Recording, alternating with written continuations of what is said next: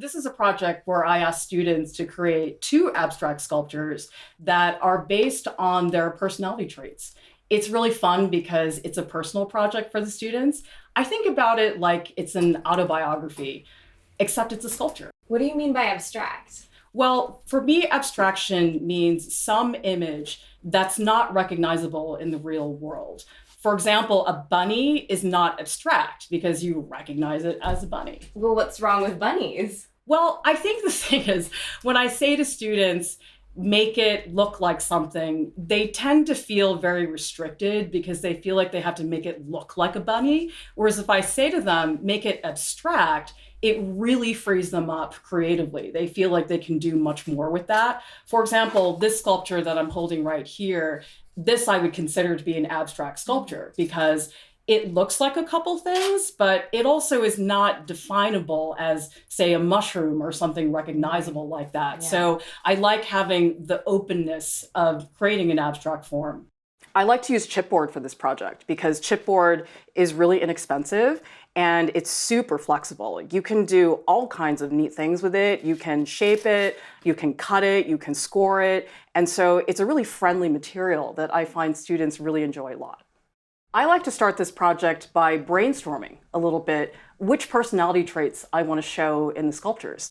You know me pretty well, so what are my personality traits? Well, you're definitely feisty, but there's also a funny, kind of perky side to you. Mm-hmm.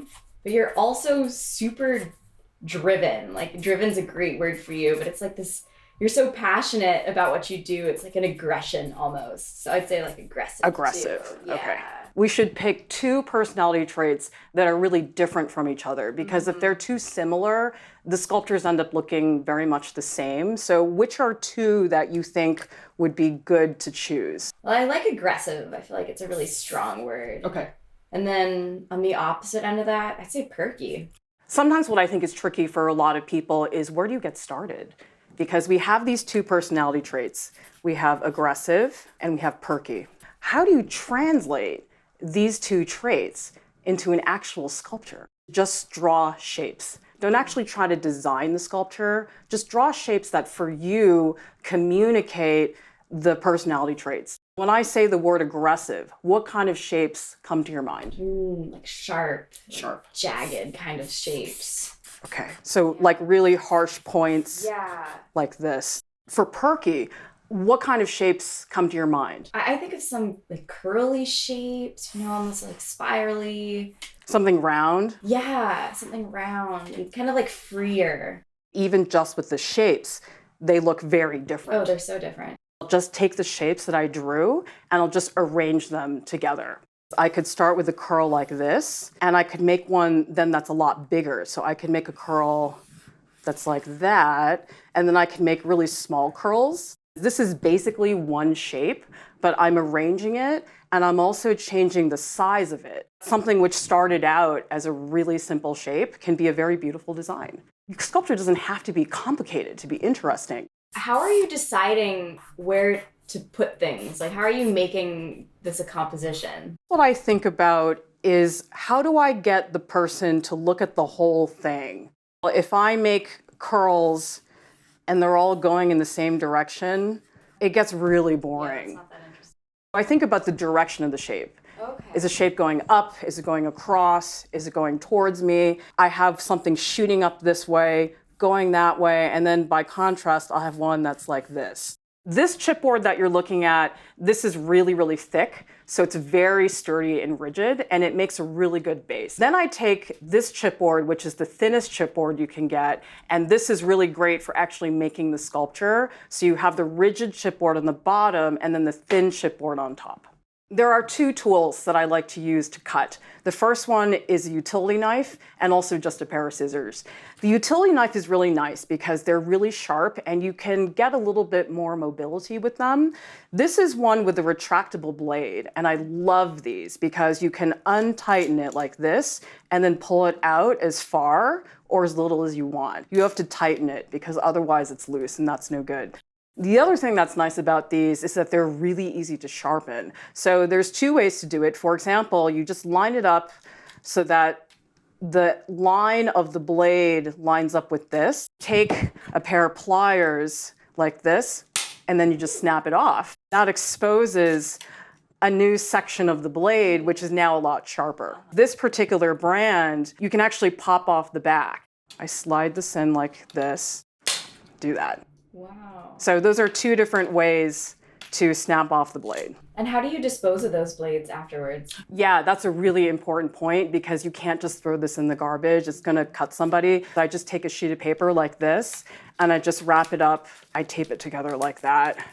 And now you can throw this away and not injure anybody. Another really good tool to have is a T-square. If you don't want to get a T-square, you can just use a ruler. That's totally fine. But what I love about the T-square is you can lock it into place. And you know you're getting a perfect right angle. Whereas with a ruler, it's going to move around. I hold this with my non-cutting hand really, really hard. And I put this here, and I'm going to cut down a few inches at a time. I do 2 inches, move my hand, 2 inches, move my hand, 2 inches, move my hand. People try to do it in one swoop. So I've seen students, they try to do this. And this doesn't work because you're not getting the pressure from the knife. This one that I tried to do didn't cut all the way through. Like this part is still attached. So don't try to do it in one swoop. I think a good way to get started is just cut lots of shapes. So it's a lot of cutting in the beginning, but it actually makes things a lot easier because I find if you cut, glue, sometimes you think, oh shoot, I don't want that there, and then you can't get rid of it. If you just cut all your pieces in advance, it makes it so you can play with things a little bit more. I just cut a whole bunch of triangles. I try to cut different sizes of shapes. This is a really large piece, but then I also have medium pieces like this, and I have little tiny pieces like this. Scoring is where you cut into the chipboard, but not so much that you actually cut through it. Here I've scored the chipboard, but you can see it's still attached. And so this is super fun because if I come in, I can score it multiple times. I can take this and do stuff like that.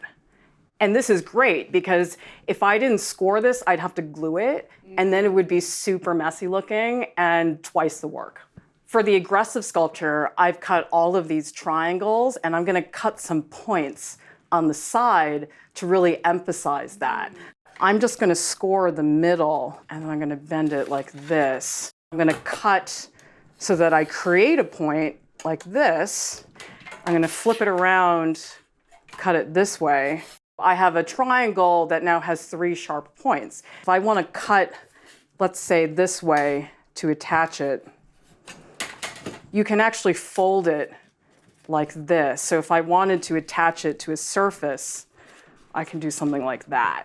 Oh. And so now it stands up straight because if I have a point, this is not going to stand up. Exactly, not happening. If I want to turn this into a curl, I literally just curl it up. That's so fun.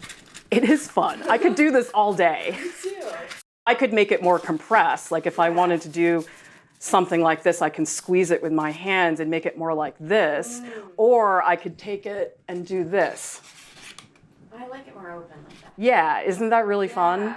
Take my T-square, cut this down the middle. I'm gonna curl this one this way, and then I'm gonna curl this one the other way. Yeah, we got some dual curl action. Exactly. So I like having things going in opposite directions because in terms of composition, it's more interesting. Yeah, it's much more exciting. Isn't that cool? Yeah, I love it. I almost think about the chipboard like it's a piece of clay, that I can mold it, I can shape it.